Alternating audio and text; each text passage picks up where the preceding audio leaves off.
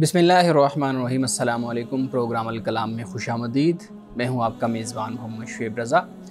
नाज़रीन किराम, प्रोग्राम के पहले हिस्सा में हम कुरान करीम की कुछ आयात पे गुफ्तगू करते हैं और उनको समझने की कोशिश करते हैं, और दूसरे हिस्सा में कुछ मुतफ़र्रिक़ सवालात को प्रोग्राम का हिस्सा बनाते हैं। आज की नशिस्त में हम सूरत अश-शुअरा का इब्तिदाइया यानी उसका सियाक़ व सबाक़, उसका शान नुज़ूल, इसको मौज़ूअ बहस बनाएंगे। गुफ्तगू के लिए हमारे साथ मौजूद हैं जनाब मोहम्मद अमानत रसूल साहब। अमान साहब, बहुत शुक्रिया आपके वक्त का। मुतफ़र्रिक़ सवालात को लेकर हमारे साथ मौजूद हैं जनाब Ahmad Bilal. Thank you so much Bilal. नाज़रीन किराम, आपकी स्क्रीन पे हमारा व्हाट्सएप नंबर आ रहा होगा, आप अपने सवालात हमें भेज सकते हैं। हम इंशाल्लाह आपके सवालात को ज़रूर एड्रेस करेंगे। कुरान करीम, जब भी कोई शख्स कुरान करीम को समझने की कोशिश करता है, पढ़ता है, तो सबसे पहली जो चीज़ ज़रूरी है वो ये है कि कोई भी आयत या कोई भी सूरत, उसका सबब नज़ूल क्या है, वो किस वक्त नाजिल हुई, उसको नाजिल करने की वजह क्या थी, और वो हालात क्या थे जब वो आयात नाजिल हुई। ये वो बुनियादी चीज़ें हैं जो किसी भी कारी को, किसी भी समझने वाले को जहन में रखनी चाहिए। इन्हीं चीज़ों को आज हम अपनी गुफ्तगू का हिस्सा बनाएंगे। अमान साहब, सूरत अश-शुअरा, आज उसका हम इब्तिदा करने जा रहे हैं। इससे पहले सूरतुल आराफ की तकमील हुई और बहुत अच्छे तरीके से आपने एक एक आयत को खोल के बयान कर दिया, और उससे मुताल्लिक़ हमारे जो माशरती मसाइल हैं उनको भी हमने मौज़ूअ बहस बनाया। आज सूरत अश-शुअरा को हम शुरू कर रहे हैं। सबसे पहले तो मैं ये जानना चाहूँगा कि कुरान करीम की कोई भी जो आयत होती है या सूरत होती है, उसको समझने से पहले, उसको पढ़ने से पहले, अगर कोई शख्स उसकी तफ़हीम हासिल करने की कोशिश करता है तो उसको सबसे पहले जो शान नुज़ूल है उसको जानना क्यों ज़रूरी होता है? देखिए, शान नुज़ूल तो ख़ुद कुरान की आयात में मौजूद होता है, और सूरत का जो सूरत से ताल्लुक़ है उससे भी काफ़ी मसाइल समझ आ जाते हैं। ठीक। असल जो शान नुज़ूल हो या नज़्म कुरान हो, इसको समझने के लिए ज़रूरी ये होता है कि हमें जो पस मंज़र है और जो सूरत हाल है ये हम जानें। बल्कि आप यूँ कह लीजिए कि शान नुज़ूल या नज़्म कुरान, इसको जब हम जानते हैं तो फिर हमें असल उस आयत का जो इतलाक़ है, उसका जो मकसद है, समझ आता है, वो हमें समझ आ जाता है। सही सही। तो कुरान मजीद की आयात में ख़ुद भी एक नज़्म भी मौजूद है, और बल्कि शान नुज़ूल भी आप कहिए, वो भी हमें वहाँ से ख़ुद ब खुद समझ भी आ जाता है। इससे मज़ीद चीज़ें वाज़ेह होती हैं। यानी अब आप ये देखिए ना कि सूरत अश-शुअरा है। जी जी। अब सूरत अश-शुअरा से पहले सूरतुल फुरक़ान है। ठीक है। अब सूरतुल फुरक़ान में अल्लाह सुब्हानहू व तआला ने एक चीज़ इजमाल के तौर पर ज़िक्र कर दी, यानी इजमाली तौर पर, तफसील से नहीं बयान की, उसे मुख्तसर उसको बयान कर दिया, उसकी तरफ इशारा कर दिया या उसका नाम ले दिया।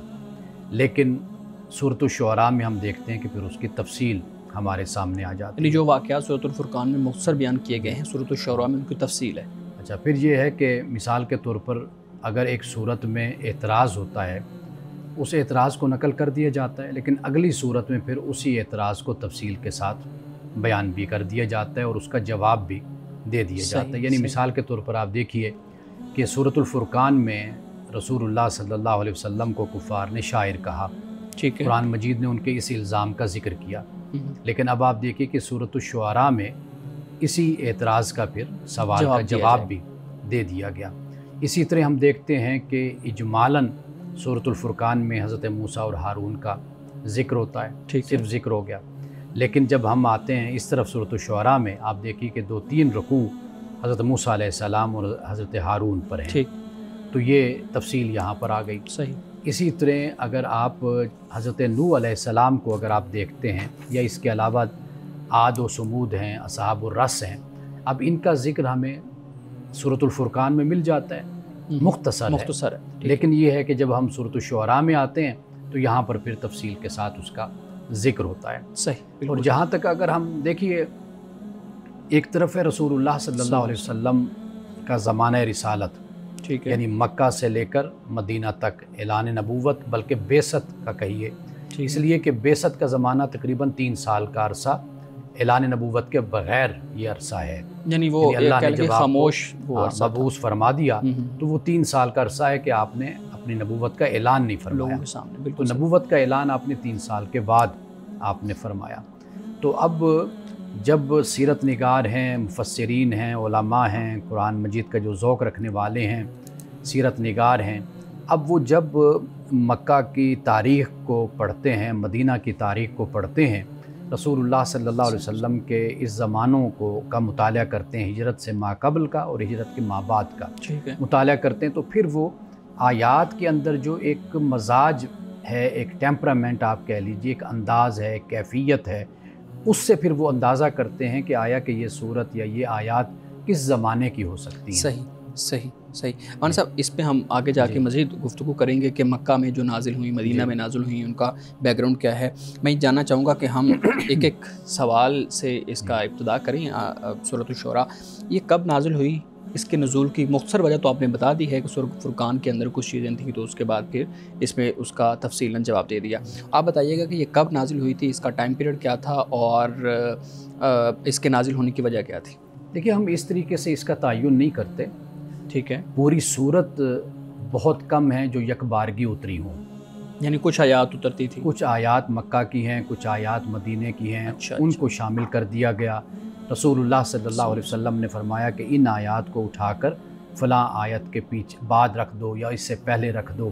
تو یہ اللہ تعالیٰ نے جو آپ کو حکم دیا، جو رہنمائی آپ کی فرمائی، ہم اسی لیے اس ترتیب کو ترتیب توقیفی کہتے ہیں، جو رسول اللہ صلی اللہ علیہ وسلم نے خود فرمایا آپ نے۔ جیسے آیات نازل ہوتی تھی، مثال کے طور پر مکہ میں آیات نازل ہوئی، آپ مدینہ پہنچ گئے، اب مدینے میں اتری آیات، تو اب آپ نے یہ فرمایا کہ یہ آیت فلاں آیت کے شروع میں یا بعد میں اس کو فلاں جگہ پر لکھ دو، فلاں جگہ پہ رکھ دو اس کو۔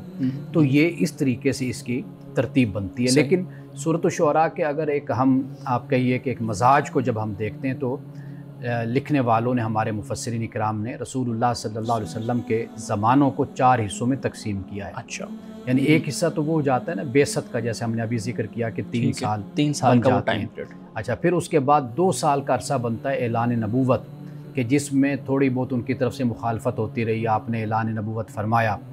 اب یہ 5 سال بن گئے۔ اب 5 سال سے لے کر 10 سال تک کا جو یہ عرصہ بنتا ہے، یہ در حقیقت بڑی مشقت کا، یعنی حضرت خدیجہ، حضرت ابو طالب کی وفات تک کا جو عرصہ ہے، یہ 5 سال کا عرصہ۔ ایک ٹائم پیریڈ وہ پہلے 5 سال ہیں جس میں بعثت کا ٹائم پیریڈ ہے، اور پھر 2 سال جو ہیں 2 اعلان نبوت، اس میں صرف ان کی مخالفت چلتی رہی کفار کی۔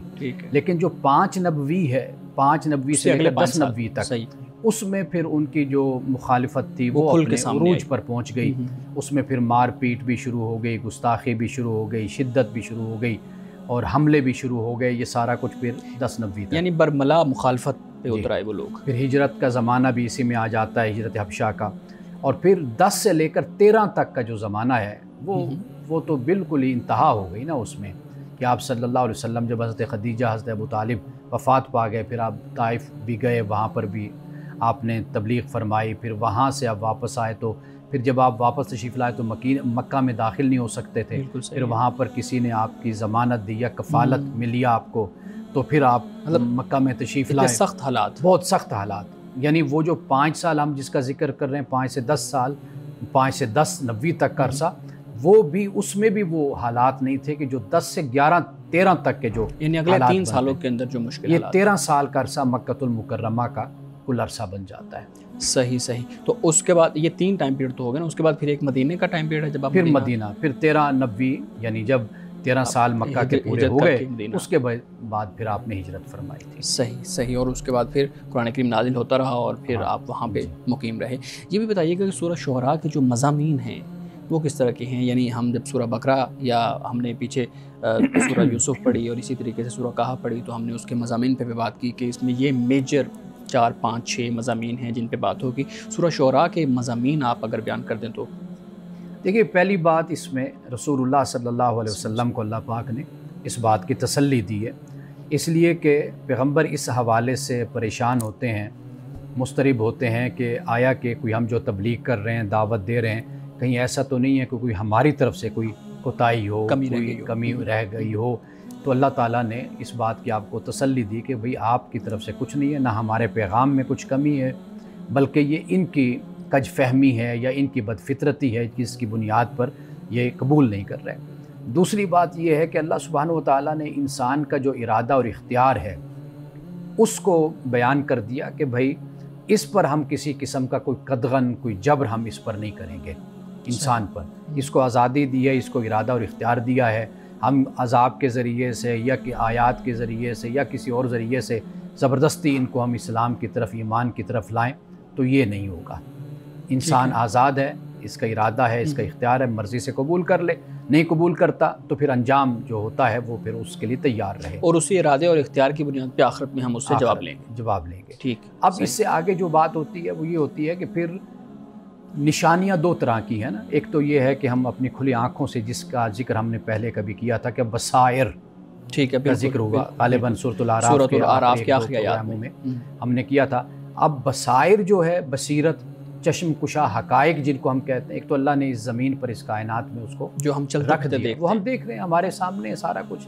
ٹھیک ہے، جو انکار کرتا ہے اس کی مرضی ہے، لیکن یہ ہے کہ خدا نے دلائل سب کچھ کائنات میں رکھ دی ہمارے سامنے کائنات. بلکہ قرآن تو یہ کہتے ہیں وفی انفسکم افلا تبصرون، کیا تم نے خود اپنے اندر بھی ذرا غور کر کے دیکھ لو کہ تمہارے اندر ایک جہان بسا ہوا ہے، کیا تم نے اس کو دیکھا ہے، اس کو سمجھا ہے تم نے.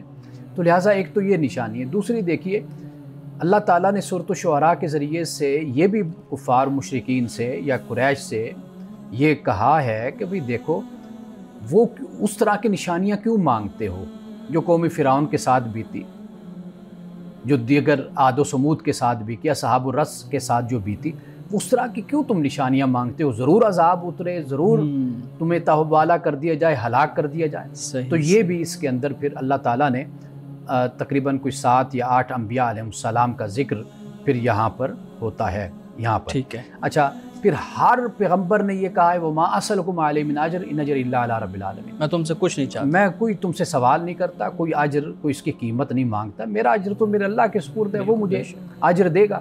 میں تو جسے کہتے ہیں للہ فی اللہ یہ کام کر رہا ہوں، اللہ کی رضا کے لیے کرتا ہوں، اس نے مجھے نمائندہ بنا کر بھیجا ہے.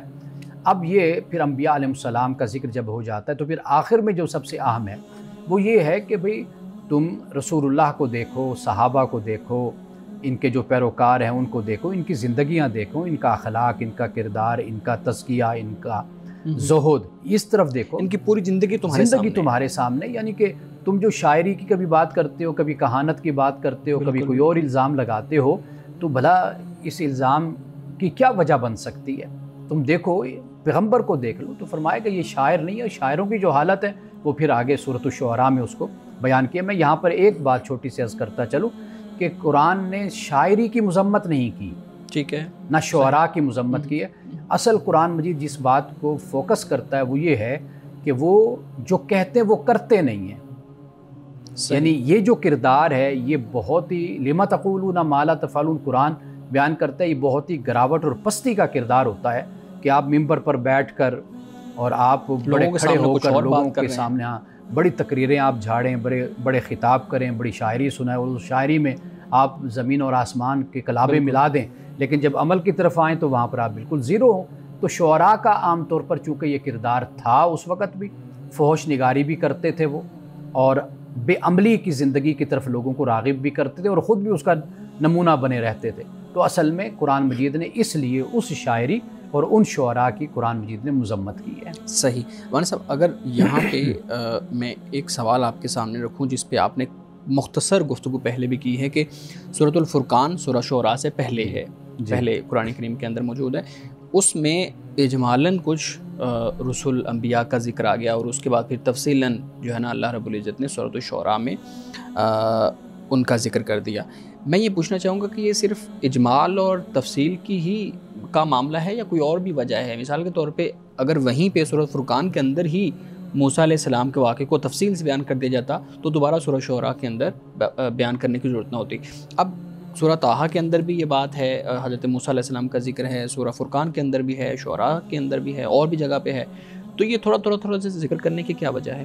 دیکھیے، یہ اس لیے ہے کہ انسانی نفسیات کے مطابق کہ اگر وہ ایک واقعہ پڑھ رہا ہے یا ایک شخصیت کو پڑھ رہا ہے تو اس کا ایک پہلو ایک جگہ پر بیان کر دیا گیا، دوسرا پہلو دوسری جگہ بیان کر دیا گیا، تیسرا پہلو تیسری جگہ بیان کر دیا گیا.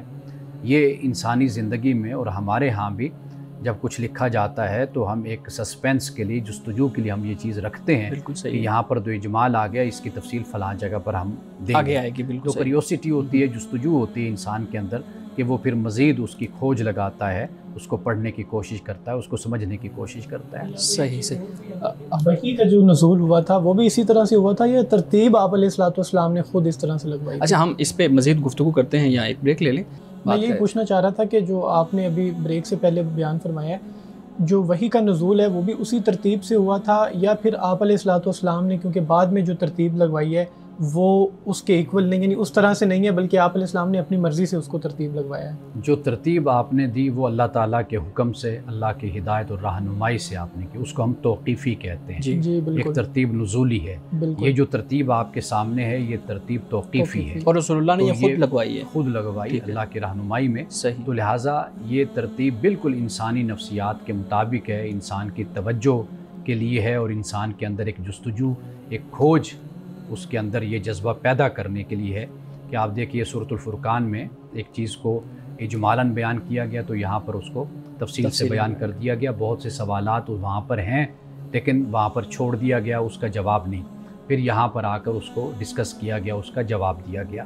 تو یہ ایک بہت ہی خوبصورت ترتیب بن جاتی ہے جو جسے انسانی ذہن قبول بھی کرتا ہے اور پسند بھی کرتا ہے، اور وہ چاہتا بھی ہے کہ اس طریقے سے ایک جستجو بھی ہے، ایک ورائٹی بھی ہے، ایک اس کے اندر اللہ سبحانہ و تعالیٰ نے تنوع بھی رکھا ہے. تو یہ اسی لیے ہے تاکہ انسانی ذہن متوجہ رہے. صحیح. مولانا صاحب میں پوچھنا یہ چاہوں گا کہ جیسے ہم ذکر کر رہے تھے مکی اور مدنی صورتوں کے بارے میں، تو یہ جو مضامین اور ابحاث ہیں مکی اور مدنی صورتوں کے اندر، بہت سے اسکالرز نے، علماء نے اس کے اوپر لکھا بھی ہوا ہے کہ مکی دور میں کون کون سی ابحاث پہ قرآن کریم نازل ہوا، کون کون سی ایسی چیزیں ہیں جن میں مدنی دور میں جو ہے نا وہ آیات نازل ہوتی نہیں. آپ اس پہ بات کیجیے گا کہ ان ابحاث اور مضامین کے اندر فرق کیا ہے بنیادی طور پہ؟ دیکھیے یہ ایک بات بالکل واضح ہے، یعنی مکہ کا جو زمانہ ہے وہ ابتدائی دور ہے، اور ابتدائی دور میں واضح بات ہے کہ جو چیز سر فہرست ہے وہ کیا ہے؟ وہ یہ ہے کہ توحید ہے، رسالت ہے، آخرت ہے، یہ بنیادی عقائد. وہاں پر اس کی ضرورت تھی چونکہ لوگ مشرک تھے، شرک کرتے تھے اور اس میں بالکل غلطاں تھے، ڈوبے ہوئے تھے شرک میں، اور دیگر ان کے اندر رسوم و رواج جو شرک کی وجہ سے پیدا ہوئے تھے تو ان کو بنیادی طور پر فوکس کیا گیا، وہ مرکز بنا. اب جب مکہ کی زندگی گزر گئی، پھر اب مدینہ میں یہ تھا کہ ایک معاشرہ وجود میں آ رہا تھا، اجتماعی طور پر سماجی معاشرہ، سماجیات کی صورت کو اگر آپ دیکھیے وہاں پر ہمیں نظر آتی ہے. تو وہاں پر پھر ضرورت تھی، مختلف انفرادی مسائل پیدا ہوئے، اجتماعی مسائل پیدا ہوئے، خاندانی مسائل پیدا ہوئے. وہاں پر پھر جہاد کا ذکر شروع ہو گیا کیونکہ وہاں پر جہاد فرض کر دیا گیا. تو اس طرح جو اجتماعی مسائل اجتماعی نوعیت کے نظر آتے ہیں تو واضح بات ہے کہ ان کا ذکر مدینے میں ہی ہونا تھا، اس لیے کہ جو 13 سال میں ایک جماعت تشکیل پا چکی تھی اب وہ مدینہ میں اس کو آباد کیا گیا. اب جب مدینہ میں آباد کیے گئے تو وہاں پر ان کے نکاح بھی ہوئی، پھر وہاں پر طلاقوں کے مسائل بھی پیدا ہوئے، وہاں پر پھر اختلافات بھی ہوئے، پھر دیگر زندگی یعنی کاروبار، تجارت اور یہ سب کچھ وہاں پر شروع ہوا. تو وہاں پر پھر یہ احکام وہاں پر اترے.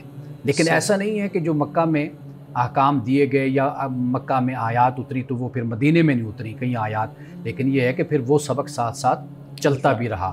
آپ یوں سمجھ لیجئے کہ کہیں پر کسی کو پریورٹی حاصل ہو گئی، کہیں پر کسی کو پریورٹی حاصل، حالات اور معاملات ماحول کے مطابق. اس سے ہم یہ بھی اخذ کر سکتے ہیں کہ ہم جب خود کی اصلاح کی کوشش کریں تو ہم سب سے پہلے اپنے عقائد کو دیکھیں، اس پہ ریسرچ کریں، ان کو بہتر کریں، اور پھر اپنی زندگی کے باقی سارے معاملات کو دیکھیں کہ وہ ٹھیک ہیں یا نہیں ٹھیک. دیکھیے as a person, as a مسلمان یہ ہماری ذمہ داری بنتی ہے کہ سب سے پہلے اپنے عقائد کو درست کریں، اس لیے کہ عقائد، عقیدہ یہ بنیاد ہے.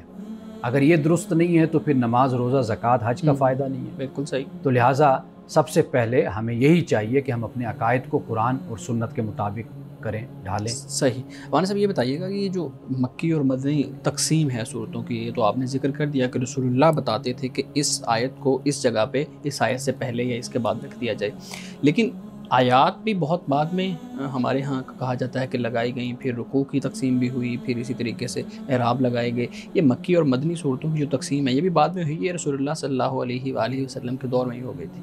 آیات کا تو رسول اللہ صلی اللہ علیہ وسلم کے زمانے سے ہی موجود تھا تصور. صحیح. یعنی آیات یہ اس وقت موجود تھی. قرآن پاک نے آیات کا ذکر بھی کیا، اور جب ہم آیات کو بیان کرتے ہیں تو اس سے مراد یہ سینٹنس بھی مراد لیتے ہیں کہ جو آیت ہے یہ مراد، وہ حصہ. اور اس طرح صورتوں کے نام بھی رسول اللہ صلی اللہ علیہ وسلم نے دیے، بعد میں صحابہ نے ان کے نام دیے. اور جیسے ابھی ہم جب سورۃ الشعراء کو شروع کریں گے، آپ دیکھیے طاسیم میم ہے. طاسیم میم کہا جاتا ہے کہ یہ در حقیقت اس سورت کا نام ہے. ٹھیک ہے، کہ یہ طاسیم میم ہے، یہ الف لام میم ہے، یہ کاف ہا یا عین صاد ہے. یہ سورتوں کے نام ہیں، یہ اس وقت کے موجود ہیں. تو باقی بہت سی چیزیں ایسی جیسے رکوع ہے، مثال کے طور پر کہا جاتا ہے کہ رکوع ان کی تعداد اگر گنی جائے تو ہم 20 تراویح آرام سے پڑھ سکتے ہیں. وہ انتظامی طور پہ 20 ٹھیک ہے تراویح کے حساب سے آپ کہہ لیجئے کہ اگر ہر رکعت میں رکوع پڑھا جائے تو ہم اس طرح رمضان میں قرآن مکمل کر سکتے ہیں، ان دنوں کے اندر مکمل ختم ہو جائے گا. ایک یہ ہو گیا. اب جہاں تک بات ہے پاروں کی، یہ 30 پارے مہینے کے حساب سے رکھے گئے کہ اگر روزانہ ایک مسلمان ایک پارے کی تلاوت کرے، ایک جز کی تلاوت کرے تو 30 جز اس کے بنا دیے گئے کہ اس طریقے سے ہم 30 پارے ایک مہینے میں ہم مکمل کر لیں گے. یہ بعد میں پھر اس کی ساری تقسیم ہوئی اور یہ بھی سہولت کے لیے کی گئی ہے. لیکن جو میں نے بنیادی باتیں آپ کو بتائی ہیں یہ سب کچھ رسول اللہ صلی اللہ علیہ وسلم کے زمانے میں ہی طے ہو گئی تھی. وہ مسلمانوں میں رائج تھی اور مسلمان پڑھتے تھے، پڑھاتے تھے، نمازوں میں، تہجد میں، ہر وقت ایک دوسرے کو قرآن سنتے سناتے رہتے تھے. قرآن کوئی بعد میں نہ کوئی جمع ہوا، نہ بعد میں اس کی تدوین ہوئی. کچھ کم باتیں ایسی تھیں کہ جو بعد میں کی گئی، لیکن قرآن مجید اول دن سے رسول اللہ صلی اللہ علیہ وسلم اپنی زندگی میں اس طرح رائج کر کے گئے مسلمانوں میں کہ اس میں کسی قسم کا کوئی بھی ذرہ بھر بھی کوئی شک و شبہ نہیں تھا. صحیح. مولانا صاحب آخری میں اس پہ بات کرنا چاہوں گا. ایک سوال آپ کے سامنے رکھتا ہوں. جو بہت زیادہ جو قرآن کریم کا حصہ ہے وہ کس جگہ پہ نازل ہوا؟ مثال کے طور پہ مکہ، ہم دو اس کی جو ہے نا وہ تقسیم کر رہے ہیں نا کہ مکی دور ہے، پھر مدنی دور ہے، اور پھر رسول اللہ صلی اللہ علیہ وسلم مکہ میں بھی تشریف لائے عمرہ کی ادائیگی کے لیے، حج کی ادائیگی کے لیے. ویسے آپ سفر کرتے رہتے تھے، تو پھر وہ جو سفر والی آیات ہیں یا جو بعد میں مدینہ رہنے کے بعد مکے میں نازل ہوئی کچھ آیات، ان کی تقسیم کیسے ہوگی؟ اور پھر یہ بتائیے گا کہ زیادہ آیات کہاں نازل ہوئی، یعنی قرآن کا زیادہ حصہ مکہ میں نازل ہوا یا مدینہ میں نازل ہوا؟ اچھا، اس کے بارے میں کہا جاتا ہے کہ صورتیں مکہ میں زیادہ اتری تھیں. اچھا، زیادہ ٹھیک. اور ان کی وہ تھی لینتھ زیادہ تھی. ہاں، بڑی صورتیں، تعداد صورتیں جو ہم نام لیتے ہیں نا، سورۃ البقرہ، یہ ان کے بارے میں کہا جاتا ہے کہ یہ نام سے جو ہے صورتیں، ان کی تعداد زیادہ مکہ کی ہے. اچھا، لیکن جو آیات ہیں ان کی زیادہ تعداد مدینے کی ہے. اچھا یہ بیان کیا جاتا ہے. اور دوسرا یہ میں بتا دوں کہ یہ جو مکی مدنی ہم لفظ بولتے ہیں نا، یہ ہجرت سے پہلے اور ہجرت کی بعد کی بات ہے. یعنی بے شک وہ آیت مکہ میں اتری ہو ہجرت کے بعد، جب آپ فتح مکہ پہ آئے تشریف لائے، لیکن ہم اس کو مدنی میں ہی شمار کرتے ہیں. تو یہ تقسیم ایک بیان کی جاتی ہے. یعنی یہ رسول اللہ صلی اللہ علیہ وسلم کا جو ہجرت سے پہلے کا ٹائم پیریڈ تھا اور ہجرت کے بعد کا ٹائم پیریڈ تھا، یہ تقسیم ہے. جی سر، میں چاہوں گا کہ آج یہ ایک بڑا اہم موضوع ہے، اس پہ آپ تفصیل سے بات کیجیے گا. عام طور پہ معاشرے میں یہ دیکھا جاتا ہے کہ ہم جب بھی سوشل میڈیا پہ اسکرول کر رہے ہوتے ہیں، فیس بک وغیرہ پہ یا کوئی اور دوسرا پلیٹ فارم، تو ویورشپ کے حساب سے بھی دیکھا جائے اور پبلک میں بھی دیکھا جائے، جو چیزیں وائرل ہو رہی ہوتی ہیں ان کا کوئی فائدہ نہیں نظر آتا. کسی بھی لحاظ سے دیکھ لیں، علمی اعتبار سے خاص طور پہ پریورٹی دی جائے تو اس حساب سے تو بالکل فائدہ نہیں نظر آتا. پھر انٹرٹینمنٹ کے حساب سے بھی دیکھا جائے تو وہ انٹرٹینمنٹ بھی اس طرح سے نہیں ہے جو ہونی چاہیے معاشرے میں. تو آخر کیا ایسی وجہ ہے کہ معاشرے میں اب یہ چیزیں بہت زیادہ عام ہوتی جا رہی ہیں، اور ہم ان کو کم کیسے کر سکتے ہیں، یا ایٹ لیسٹ اگر ہم کنڈیم کرنا چاہیں، مذمت کرنا چاہیں، تو وہ ہم ان کی کیسے کریں؟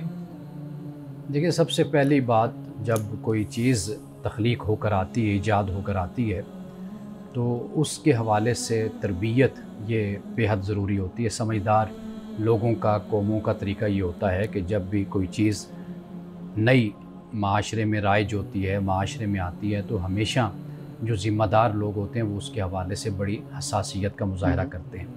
یعنی مثال کے طور پر وہ ریاست بھی ہو سکتی ہے، حکومت بھی ہو سکتی ہے، وہ اہل علم بھی ہو سکتے ہیں، وہ لوگوں کو اس کے بارے میں، اپنی قوم کو، عوام کو اس کے بارے میں ایجوکیٹ کرتے ہیں، بتاتے ہیں۔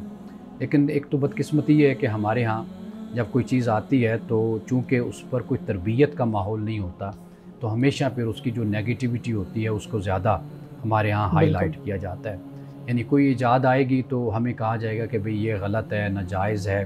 مذہبی حوالے سے بھی آپ دیکھیں گے فتوے آپ کو نظر آئیں گے، بالکل، اور اگر آپ اہل دانش کی طرف سے دیکھیں گے تو ہمیشہ، یا والدین کی طرف سے دیکھیں گے تو نیگیٹیوٹی ہمیں بہت زیادہ، خطرے کا عنصر وہ اس لیے زیادہ ہوتا ہے کہ چونکہ ہمارے ذہنوں میں اس کے جو مثبت اثرات ہوتے ہیں، جی، تعمیری اثرات ہوتے ہیں، وہ ہمارے ذہنوں میں نہیں ہوتے، اس کی ہمیں تربیت نہیں ہوتی۔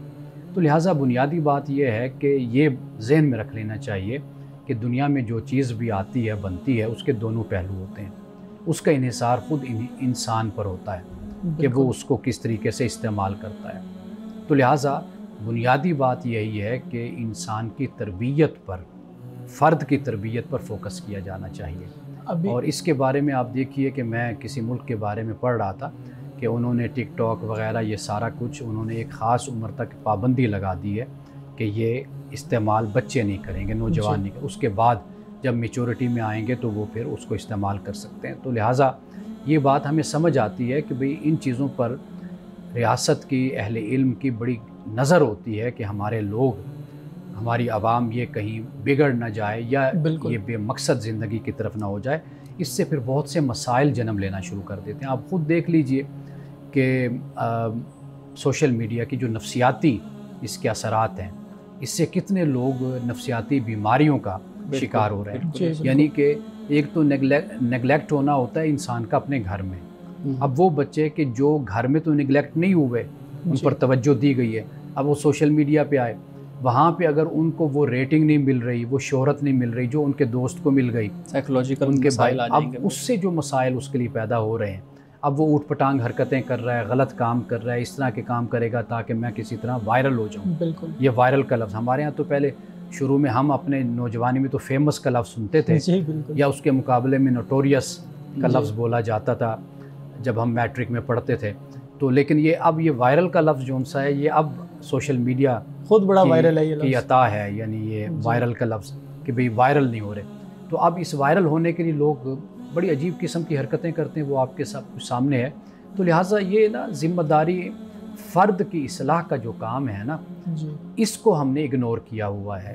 میں کل ایک چینل پہ بیٹھا تھا، کراچی کا ہے، تو وہاں پر میں یہی بات کہہ رہا تھا کہ ہمارے ہاں مذہبی تحریکیں ہوں یا سیاسی، یعنی ہم سمجھتے ہیں کہ شاید اجتماعی طور پر کوئی تحریک چلانے سے تبدیلی آ جاتی ہے۔ بالکل، اس کے اپنے مقاصد ہوتے ہیں۔ کوئی جماعت، تحریک، کوئی گروہ، تنظیم ہوگا، اس کے اپنے مقاصد ہوں گے، واضح بات ہے بالکل ایسے ہی کہ اس نے اپنا اثر رسوخ پیدا کرنا ہے، وہ اپنے مقاصد کے تحت عزائم کے ساتھ چلے گی۔ لیکن سوسائٹی کی جو اصلاح کا کام ہے نا، جسے ہم کمیونل ایک انوائرمنٹ کہتے ہیں یا ایک کمیونل تصور کہتا ہے، چینج، وہ اس طرح نہیں آتا، وہ اس انداز سے آتا ہے کہ جس میں ریاست، حکومت، جس میں لوگ، اہل علم، اہل دانش، علماء، یہ سب شریک ہو کر معاشرے کی اصلاح کا انتظام کرتے ہیں۔ ایک فرد کی تربیت کی طرف جو ہے نا، وہ فرد کی تربیت سے ہی پھر اجتماع اور معاشرہ اور سماج وجود میں آتا ہے۔ صحیح، وائرل کا لفظ ہے، اور اس کی وجہ سے نفسیاتی طور پہ جو ہم مریض بن رہے ہیں، اس پہ ہم نے دیکھا ہے کہ ہم نے اپنی ہر چیز کو اس کے ساتھ جوڑ دیا ہے، معیشت سے لے کے اپنی صحت کو، اپنی خوشی کو ہم نے اس کے ساتھ جوڑ دیا ہے۔ اگر آپ کو ویوز ملیں گے تو آپ کو خوشی بھی ہوگی، آپ ویوز لیں، آپ پیسے کمانے کے لیے مختلف طرح کا کانٹینٹ بنا رہے ہیں تاکہ آپ کو ویوز ملیں، پھر پیسے ملیں، آپ کی شہرت ہو، یہ ساری چیزیں ہم نے، اور ایون ہم اپنے چھوٹے چھوٹے بچوں کو بھی، کوئی 5 سال کا، کوئی 8 سال کا، کوئی 10 سال کا بچہ ہے، اس کو بھی ہم لے آئے ہیں اسی پورے سینیریو کے اندر۔ اس کے دیر پا جو اثرات ہیں وہ آپ کس طرح دیکھ رہے ہیں؟ ایک طرف معیشت تو بڑھ رہی ہے، ایک شخص ایک چھوٹی سی ویڈیو بناتا ہے، اس کو اس پہ کروڑوں روپیہ مل جاتا ہے، لاکھوں روپیہ مل جاتا ہے، جبکہ دوسری طرف اس کی صحت پہ یا اس کی خوشی پہ یا اس کی لانگ ٹرم جو اس کی لائف ہے، اس پہ اس کا کیا اثر ہوگا؟ دیکھیے، نتائج تو ہمارے سامنے اس کے ظاہر ہونا شروع ہو گئے ہیں۔ اب اس سوشل میڈیا کو بھی 15-20 سال تو تقریباً ہو چلے ہیں، لیکن یہ جو توازن اور اعتدال ہوتا ہے، یہ انسان نے خود اپنی زندگی میں قائم رکھنا اور قائم کرنا ہوتا ہے۔ اور جب یہ قائم نہیں رکھا جاتا، قائم نہیں کیا جاتا، تو پھر اس کے انفرادی اثرات اور نتائج بھی انسان کی زندگی پر ظاہر ہوتے ہیں، اور پھر وہ اجتماعی اور معاشرے پر بھی اس کے اثرات ظاہر ہونا شروع ہو جاتے ہیں۔ بات پھر وہیں پر آتی ہے کہ تربیت اس کی بنیادی اہمیت ہے۔ اب بلکہ زیادہ اچھا ہے کہ آپ پیسے کمائیں۔ ہم اپنے زمانے کو اگر دیکھ لیں تو ہم طالب علم تھے تو ہمارے لیے بڑی مشکل تھے کہ لرننگ ود ارننگ جس کو ہم کہتے ہیں، ہم مسجد میں نمازیں پڑھاتے تھے، جمعے پڑھاتے تھے، اور ہم ٹیوشنیں پڑھاتے تھے کہ 2 پیسے کمائیں پھر اپنی تعلیم بھی حاصل کریں۔ صبح یونیورسٹی جانا، پڑھنا یا جامعہ میں پڑھنا، تو شام کو کوئی نہ کوئی اپنی ارننگ کے لیے کچھ نہ کچھ ہاتھ پاؤں مارنا۔ اب آپ بیٹھیے، آپ دیکھیے کتنا اچھا موقع ہے کہ موبائل پر یا کمپیوٹر پر بیٹھا ہوا ایک نوجوان کچھ وقت نکال کر 2 پیسے اپنے کما لیتا ہے، اپنے اخراجات چلا لیتا ہے، اپنے گھر کی بھی، اپنے والدین کی بھی خدمت کر لیتا ہے۔ یہ پازیٹیو چیز ہے نا۔